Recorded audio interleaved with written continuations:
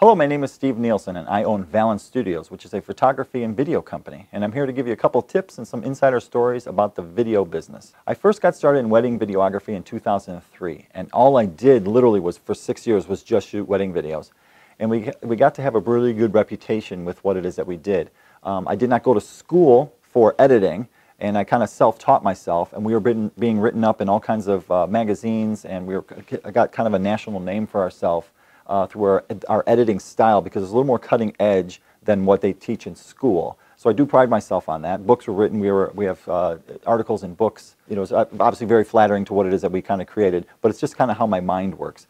Now, the photo fusions, what they do when they incorporate like photography, still photography as well as with video, is kind of like the industry standard now, and it absolutely looks beautiful. And again, we were doing it way back when it first got started. So what I like to give as far as like tips would be, when you're looking at videographers, look at their style. It's so important, because if you see some wedding videos that you really enjoy visually with the music and the timing and slow motion and stuff like that, yet you hire your local videographer because he's the better deal and their styles do not match, well, that person's not going to deliver what it is that you expect. So please figure out what style that it is that you like, and then try to get a really good understanding as to what it is that you want, and then hire that particular style. Okay. The other thing you want to also know is get along with their personalities. Make sure there's a good personality mix. Try to meet the videographer that's going to be coming to your wedding day. Now, having said that, you don't do a whole lot of interacting with the videographer typically. You're usually interacting with the photographer. But it'd be nice to make sure that you kind of get along with your video guy as well. Here's another hot tip. Make sure you take the process of finding a videographer seriously. Make sure you're looking at highlights reels as well as the regular rest of the footage as well. You got to make sure that their style matches your personality and what it is that you're looking for. The expectations that you have for a video need to be met, because after the wedding you can't go back and redo it all. Another hot tip that I've got is what we call like the referral factor. Take into consideration, if you hire a photographer that you really like and they have videographers that they recommend, there's a lot of synergy that gets created on a wedding day. And if you've worked with a videographer before, you tend to stay out of each other's ways, out of each other's shots. A lot of times the photographer can get the picture that they're looking for, and then the videographer would like to be able to interact with the couple as well by doing some really cool like spin shots and things like that. And it's nice if you've actually worked with these people before, because then everyone gets along. There's nothing quite like dealing with an unprofessional videographer as a professional photographer to deal with someone who's unprofessional. It can kind of drive everyone a little bit nuts. Of course, we all have to behave on the wedding day. So again, if you've worked with some people before, that's even better. What's the best would be to hire a photography video company, because then they work with together countless times, and it's like perfection basically on the set at that point. And this, again, I can't stress enough the synergy behind having a team that actually plays very nice together, creates for some beautiful footage at the end that you're going to really appreciate. I want to share the importance of why you really want to have a video. Most of the feedback that we get after delivering the video to the bride is, I cannot believe the amount of stuff that I didn't even know happened on my wedding day. Your perspective of a wedding day is totally different than a guest's perspective. And we're capturing all kinds of footage. People dancing, laughing, having a good time, the cake cut, first dances, all that kind of stuff, the introductions, you know, when your friends are doing something silly as they're being introduced. You're typically at the end of the line. You have no idea what they're even doing. So you miss huge sections of your day. When you're walking down the aisle, it's like go time. You're so in a completely different world.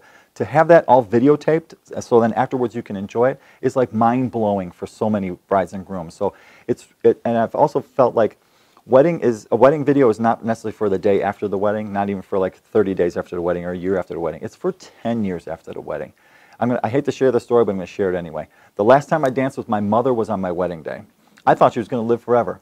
Now, I did videotape the ceremony, so thank God I got a little bit of footage of it. But you know, she ended up passing, and it would have been nice to have, like the last time I literally danced with my mother was on my wedding day, and it would be nice to have that on video, quite frankly. Again, I didn't think it was important. I regret that decision now.